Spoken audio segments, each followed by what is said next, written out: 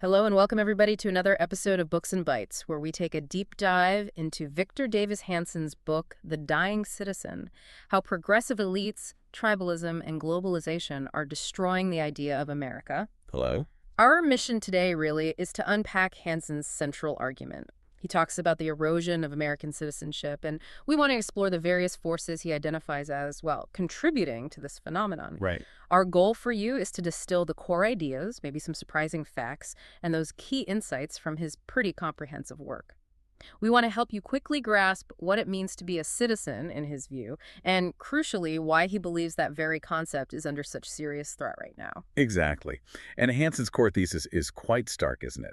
He argues that the traditional American idea of citizenship, this idea rooted in shared freedom, civic duty, and a primary allegiance to the state above, say, tribal or global identities, that idea is in serious decline. And he points fingers, essentially. He does. He attributes this decline to specific factors. The rise of what he calls progressive elites, the fracturing impact of identity politics, an expansive and sometimes unchecked unelected bureaucracy, and the pervasive influence of globalism. Wow. In his view, these forces, taken together, they erode the very foundations of a consensual republic. Okay, let's unpack this. It sounds like Hanson really builds his argument from a foundational understanding of citizenship itself. He kicks off with that powerful quote from Mark Twain: "Citizenship is what makes a republic. Monarchies can get along without it." That really sets a profound stage, doesn't it? It frames citizenship not just as like a legal status, but as the very bedrock of a republic. How does Hanson then build on this? How does he show just how rare and maybe fragile this concept of true citizenship actually is in human history? It's a really critical starting point for him. And what's fascinating here is that consensual government and true citizenship are, historically speaking, relatively late arrivals. They only really emerged prominently in ancient Athens, maybe 2,700 years ago. That's thousands of years after large urban settlements had already developed. Right, so it wasn't the default. Not at all. This historical perspective really underscores how precious and, frankly, how vulnerable such a system can be. It's definitely not humanity's default state of organization. And those ancient ideals, they weren't static either, right? Hanson notes that early Greek constitutional governments engaged in constant self-critique, which he argues was a necessary component of active citizenship. Yes, self-awareness, self-correction. And then he introduces us to the concept of the mesoi, or the middle ones, from classical Greece. These were citizens who were, neither noble nor poor. The middle class. He praises them as the glue that held the entire state together, largely because of their economic independence. Often small farmers, self-sufficient producers. It sounds like a real ideal of civic virtue tied directly to economic autonomy. Exactly. And this agrarian ideal, where independent agrarians or yeomen formed the bedrock of the early American Republic, well, it stands in stark contrast to what Hanson sees as the modern peasantry in America. It's a strong word he uses. Peasantry, yeah. He described the contemporary erosion of the middle class into what he calls an indebted underclass. We're talking about mounting household debt, static wages, record student loan burdens, scant savings.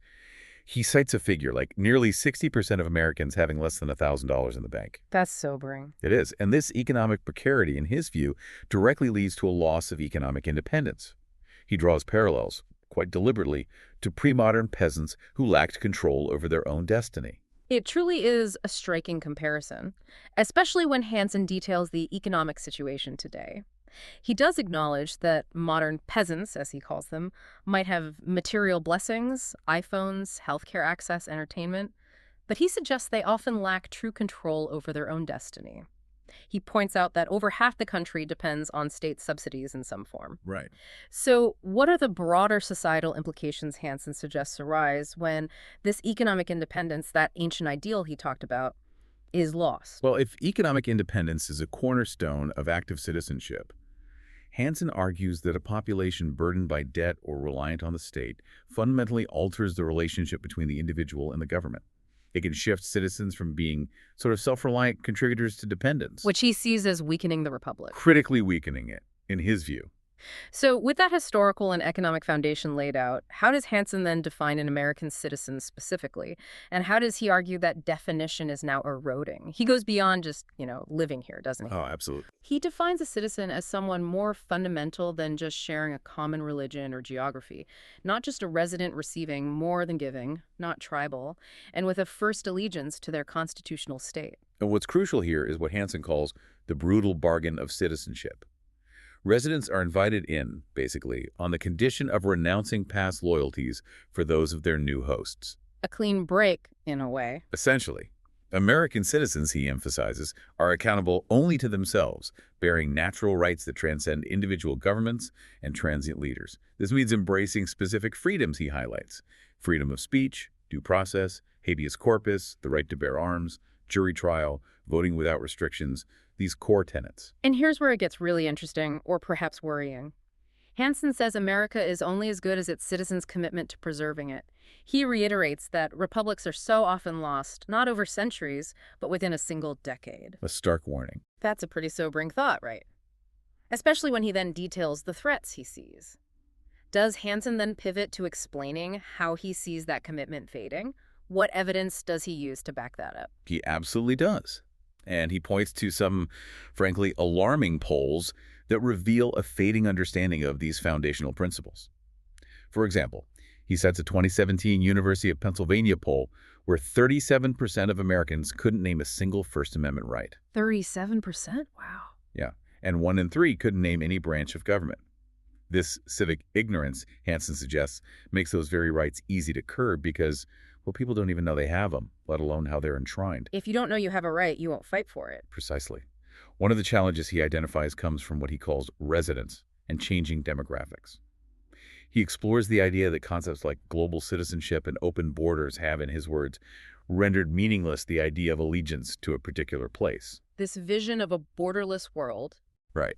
Which, for Hansen, fundamentally undermines the very concept of a national citizen, tied to a specific place in its constitution. He contrasts past and present immigration, too, doesn't he? He does. Historically, America took a remarkable risk, really, assuming diverse peoples could integrate, intermarry, assimilate, the idea that the old world's core could form an aristocracy of merit once freed from those old stifling class systems. Is a melting pot ideal. Exactly. However, Hansen argues that modern immigration, particularly with its proximity to borders and the sheer numbers involved, he cites estimates growing from around 5 million to nearly 20 million undocumented individuals, challenges Americanization in an unprecedented way. He sees it as a scale that overwhelms the traditional assimilation process. And he describes something he calls a tacit agreement between certain groups on the left and right. What's that about? It's a provocative claim. He suggests corporate America might want cheap labor, while the progressive left might seek political transformation, possibly flipping red states blue with new voters perhaps more aligned with identity politics.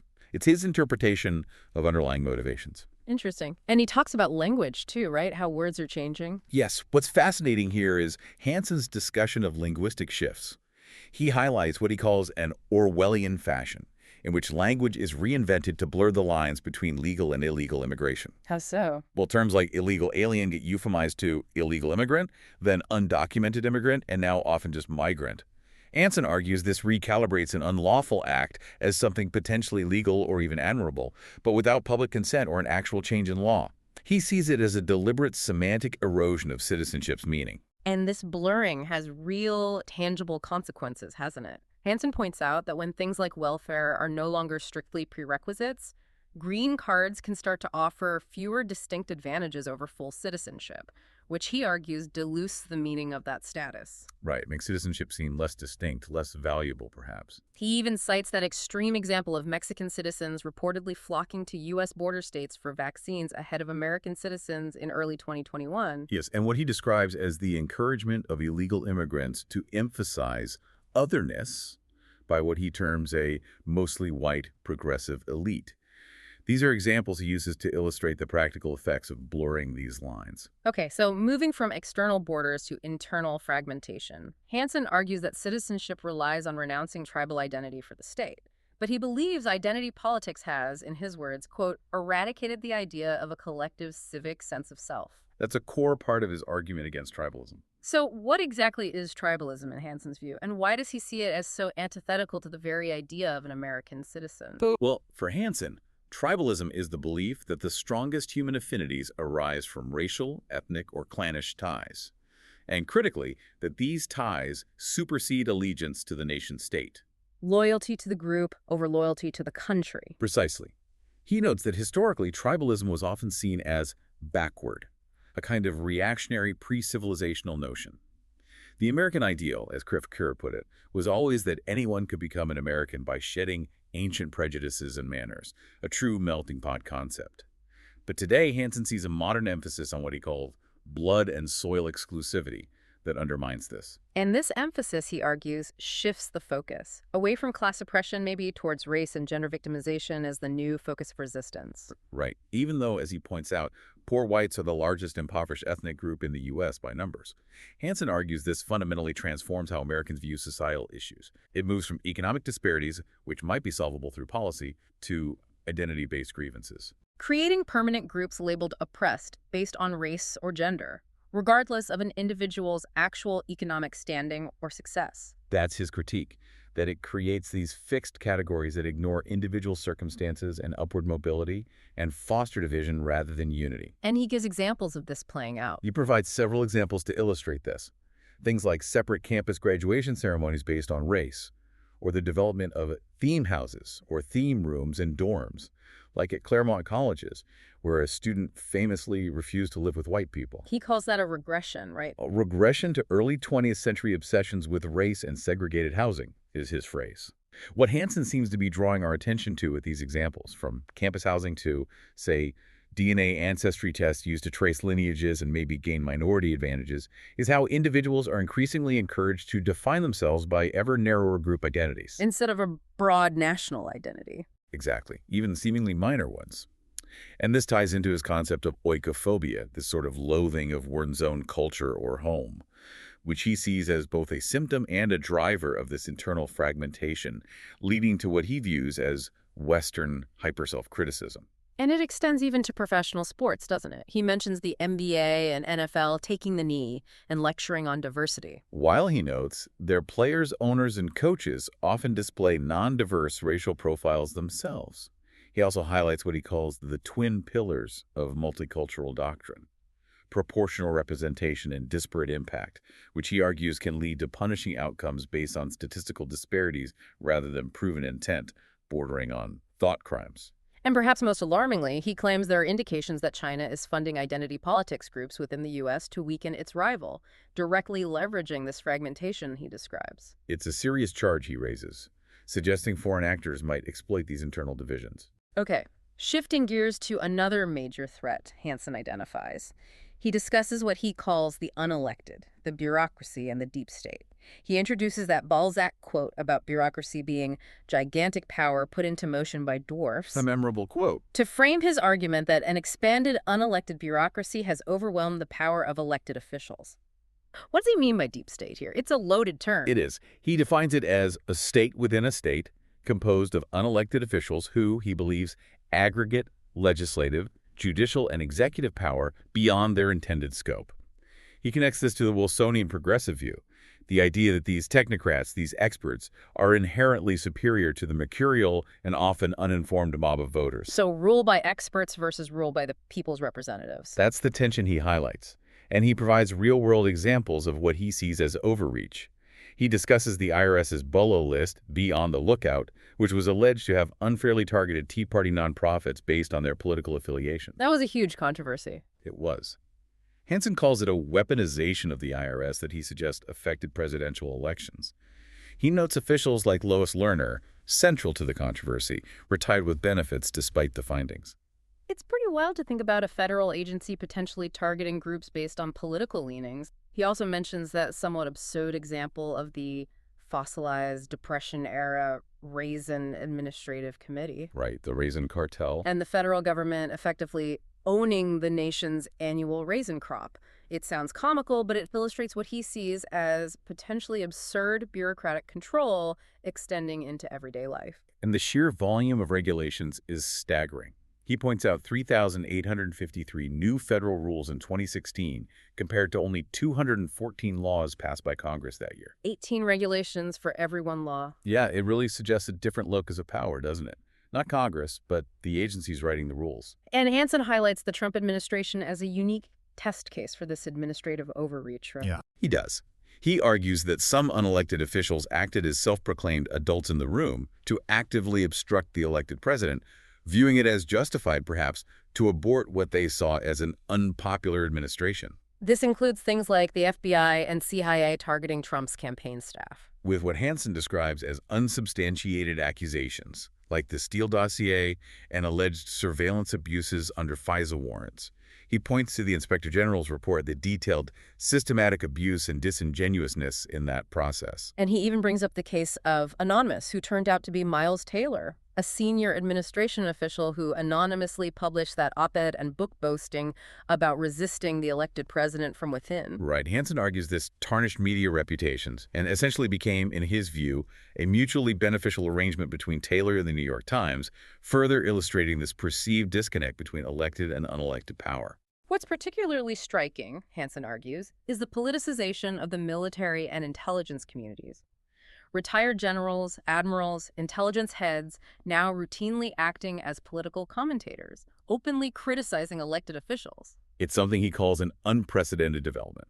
He cites examples like General McCaffrey calling Trump stupid and cruel, equating him to Mussolini, or General McChrystal calling him immoral and dishonest, and former CIA Director Michael Hayden comparing U.S. immigration policy to Nazism. And this raises a really chilling question, doesn't it? What message does this send to active duty officers and to citizens about loyalty, about constitutional norms, especially when some retired officers seem to hint at supporting, a deposing of the president? It erodes the very idea of a non-political, civilian-controlled military, he suggests, a fundamental norm. Hansen further argues that segments of the media, he mentions CNN specifically, became journalistic allies of this deep state class, abandoning neutrality to challenge those in power, even when, in his view, reporting was untrustworthy or biased. He points to what he sees as obscene and unprofessional anti-Trump outbursts by some journalists, blurring the lines between reporting and outright advocacy. Okay, so if that's the unelected, Hansen also describes evolutionaries, those attempting to alter the Constitution and its norms.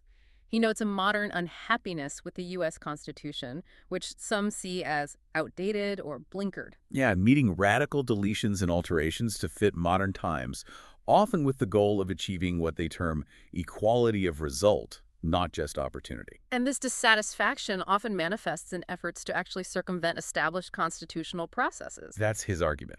For instance, he discusses how police actions, like the 20-year Afghanistan conflict, effectively circumvent formal congressional declarations of war. Right, war without declaring war. Similarly, presidents bypassing Senate ratification for major international accords, like the Iran deal or the Paris Climate Accord, sometimes arguing the Senate is unqualified to weigh in. He also highlights efforts to end or alter the Electoral College, either through a constitutional amendment, which is very difficult, or through state-level nullification efforts. Like states mandating their electors follow the national popular vote, regardless of how their own state voted. Hansen reminds us of the Electoral College's original purposes: uniting diverse states, preventing fraud, balancing urban and rural interests. So efforts to bypass it are a significant challenge to the system as designed. Another big push, Hansen notes, is to redefine the Senate itself. Progressives, he argues, advocate for proportional demography instead of equal state representation. And there are frequent calls to abolish the filibuster, which protects minority rights in the Senate. Former President Obama called it a Jim Crow relic, Hansen notes. Court packing. Historically, there's the example of FDR's failed court packing scheme.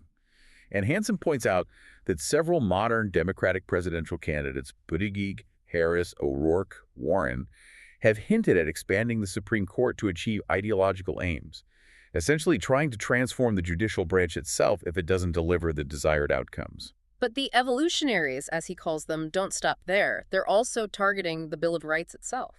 Yes, he describes a constant war with the courts over free expression, for example. He cites big tech's near-cartel status and its ability to choke off rivals, like the Parler shutdown incident. And universities requiring diversity statements for employment, which he sees as modern loyalty oaths that can discriminate against free thought. He also notes the ACLU's shift, in his view, from a staunch protector of all free speech to sometimes criticizing free speech based on ideology, highlighting a perceived fracture even within traditional advocacy groups. What about the Second Amendment? Hanson points to persistent efforts to amend or repeal it, often focusing on so-called assault weapons, even though handguns are used in most homicides. He notes the record gun sales during 2020, partly linked, he suggests, to defund the police efforts, implying citizens felt the need to protect themselves. And then there's the nullification of federal law. This isn't entirely new, is it? No, it has historical precedent, South Carolina and tariffs, fugitive slave laws being ignored. But he points to modern examples like sanctuary cities refusing to cooperate with federal immigration enforcement. And he argues that some mayors giving space to destroy during the 2020 riots and not protecting citizens' property also fits this pattern. Yes, he argues it erodes the rights of the citizen by denying equal protection under the law. If the law isn't applied equally, citizenship itself is undermined. The politicization of impeachment is another example he uses of constitutional norms being challenged. Right. Hanson reviews the impeachments of Bill Clinton and Donald Trump, highlighting how, in his view, they became primarily partisan efforts to abort a presidency, rather than being strictly based on the specified criminal criteria like high crimes and misdemeanors. So demonstrating how the vote of the citizen could be nullified after or before an election through political means, not just legal ones. That's the danger he points to. Okay, finally, we arrive at the influence of globalists, those who, in Hanson's view, are diminishing U.S. sovereignty. How does he frame globalism? He describes globalism itself as a recurrent, cyclical phenomenon. At best neutral, he says, but at worst, potentially destroyer of local customs, traditions, and citizenship. And he talks about the lead architects of this. Yes, a small group, often personified by Davos attendees, who he believes are heavily invested in ending nationalism and making Americanism incidental. He suggests they claim to transcend nationality but are really bound by shared class, education, and interests. He points out the irony there, too, doesn't he? He does. The carbon-spewing private jets flying into Davos to discuss curtailing excessive carbon emissions. He sees a disconnect between their stated ideals and their practices. He also discusses how some globalists seem to praise China's model. Yes, its coercive means to enact progressive ends. Things like climate control mandates, mass transit, even family planning, even with its significant human rights abuses, like interning over 1 million eager citizens. He cites Bill Gates criticizing the U.S. while investing billions in China as an example of this dynamic, suggesting a kind of double standard where efficiency might be praised over individual rights in other nations. And this global unity is maybe just a facade? That's his argument. The facade of global diversity seen in events like the World Cup or English becoming a lingua franca, he argues, often masks deeper political and cultural differences that don't just disappear. But the real cost, he argues, is an insidious surrender of sovereignty. How so? Where the U.S. tends to follow international norms or pressures rather than its own laws or interests, effectively ceding control over its own destiny in subtle ways. The NBA's situation with China following Daryl Morey's Hong Kong tweet seems like a prime example he uses. Absolutely. He illustrates how American corporations and even athletes might effectively give up their First Amendment rights inside their own country due to economic pressure from abroad. It demonstrates the tension between this global citizen concept, what he calls the anywheres versus the somewheres, and the traditional idea of national loyalty and rights. The anywheres being the mobile elite, the somewheres being rooted locally. Exactly. For the anywheres, roots can become ossified concepts, and saving the world is a much more ambitious, ennobling, and ego-gratifying project than preserving the neighborhood. But ultimately, Hanson argues globalization didn't deliver on its promises for everyone back home. Right. He argues it did not deliver as promised for its creators at home, leading to increased inequality for those left behind, whom he sometimes refers to using the term the deplorables, while the cognitive elites disproportionately benefited.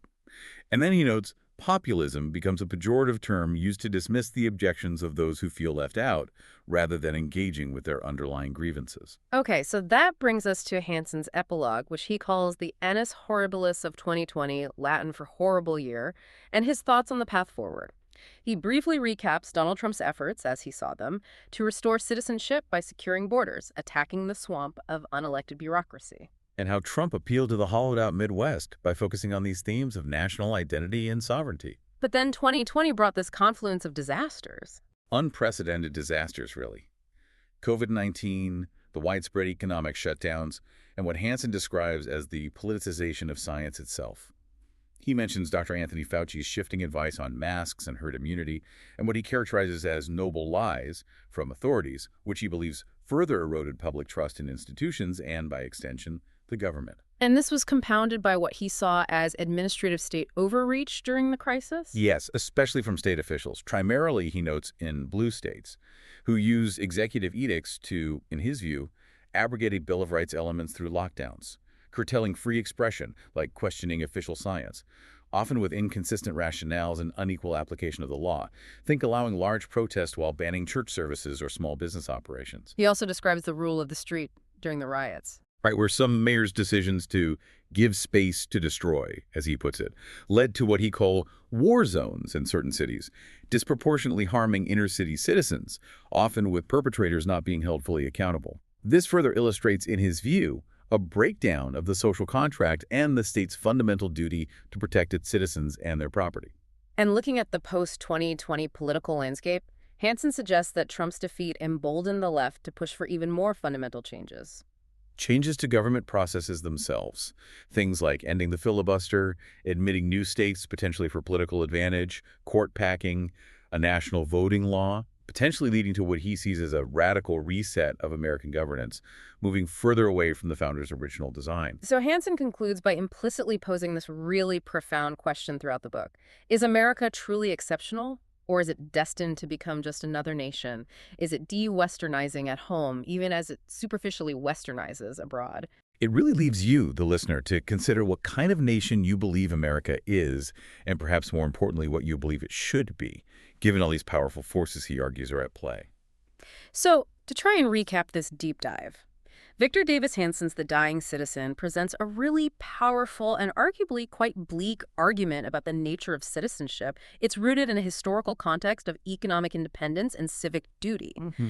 And he argues that these modern forces economic decline, creating a new kind of peasantry, the rise of identity politics and tribalism, an unchecked, unelected bureaucracy or deep state, and the pervasive influence of globalism are systematically pushing America towards a future where the traditional citizen is, well, indeed a dying concept. It's definitely a compelling, maybe even alarming call to reflect on the very foundations of our republic. As you've listened to Hanson's arguments today, what does this perspective mean for your role as a citizen? How do these trends, as he describes them, resonate with your own experience and observations in the world around you? And maybe a final thought to leave you with. If citizenship, in the way Hanson defines it, is fundamentally about shared sacrifice and a common allegiance to a collective ideal, what happens when individual identity and global belonging become paramount? Can a republic truly survive when loyalty fragments across so many different poles, pulling us in so many different directions?